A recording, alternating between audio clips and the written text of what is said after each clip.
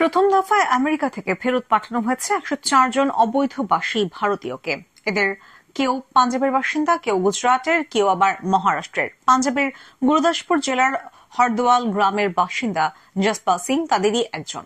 দীর্ঘ পথ পাড়ি দিয়ে বুধবার তাদের বিমান নেমেছে পাঞ্জাবের অমৃতসরে। কেমন ছিল সেই পথের অভিজ্ঞতা, কোন পথেই বা পৌঁছেছিলেন আমেরিকায়, জানালেন জসপাল।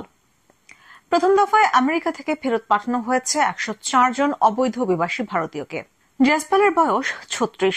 বিদেশ যাওয়ার স্বপ্ন বুকে নিয়ে গত বছরের জুলাই মাসে এক ট্রাভেল এজেন্টের হাত ধরে আমেরিকায় পা রেখেছিলেন জসপাল। প্রতিশ্রুতি দেওয়া হয়েছিল সব নিয়ম মেনে আইনি পথেই তাকে পাঠানো হবে। রফা হয়েছিল 30 লক্ষ টাকায়। সেই মতো প্রথমে ব্রাজিলে পৌঁছান জসপাল।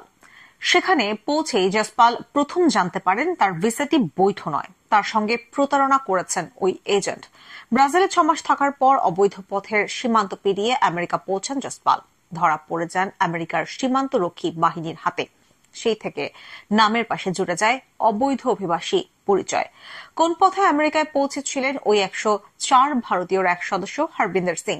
তার কথায়, আমরা ভেবেছিলাম বৈধ পথেই যাচ্ছি, প্রচুর টাকাও খরচ করেছিলাম, টাকা ধার পর্যন্ত করতে হয়েছিল।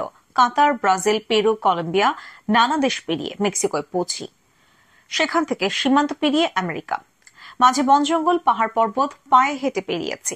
আমাদের সঙ্গীরা কেউ পানামার জঙ্গলে প্রাণ হারিয়েছেন, কেউ পাহাড় থেকে পড়ে গিয়েছেন। কোনোদিন ভাত জুটেছে, কখনো জোটেনি। শেষমেশ আমেরিকা পৌঁছই।